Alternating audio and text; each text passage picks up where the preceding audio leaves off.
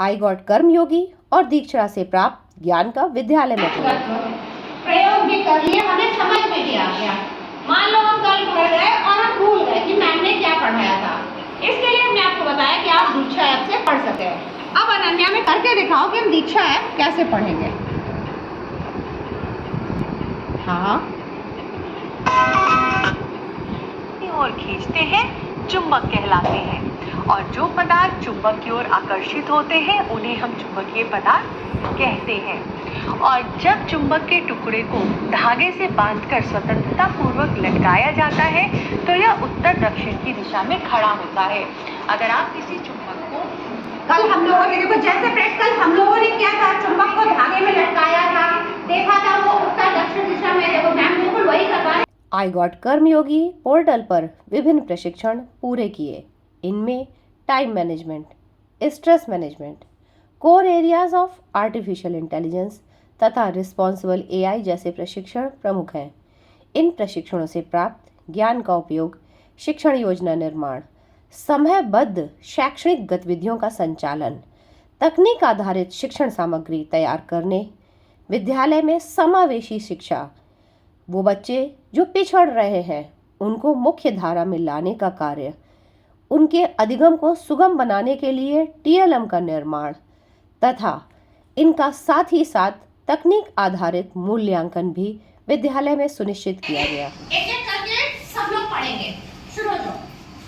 Subhash Chandra Bose was a great freedom fighter. He was also known as Netaji. He was born on 23rd January 1897 in a Hindu family in Cuttack, Odisha. His father's name was Janaki Nath Bose and his mother's name was Prabhavati Bose. He was a very brilliant student in the school. He completed his schooling from Cuttack, matriculation from Calcutta, now Kolkata, and BA from the University of Calcutta in 1918. शाबाश। चलो सब लोग ताली बजाओ। School में हमने पढ़ा दिया, तुमने घर पे पढ़ लिया। अब ये देखना है कि हमें कितना याद हुआ। इसके लिए जरूरी नहीं कि कोई आए और आकर के तुम्हें बताए या तुमसे प्रश्न पूछे। हम दीक्षा ऐप पे भी अपना टेस्ट करेंगे, ठीक है। अब हम एक एक करके तुम सबसे क्वेश्चन पूछेंगे। क्या क्वेश्चन है? पढ़ो बेटा, पढ़ो। Match with correct meaning. Match with correct meaning.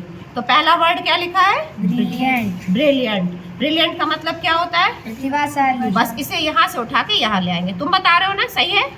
अगला तुम करोगे।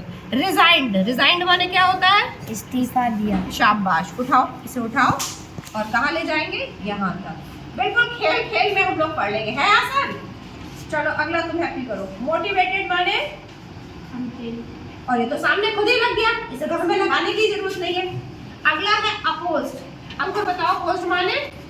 विरोध किया। अब लगा दो यहाँ पे उठा करके। एवरलास्टिंग स्थायी। चेक करें कि सही है कि नहीं। आगे बढ़ गए।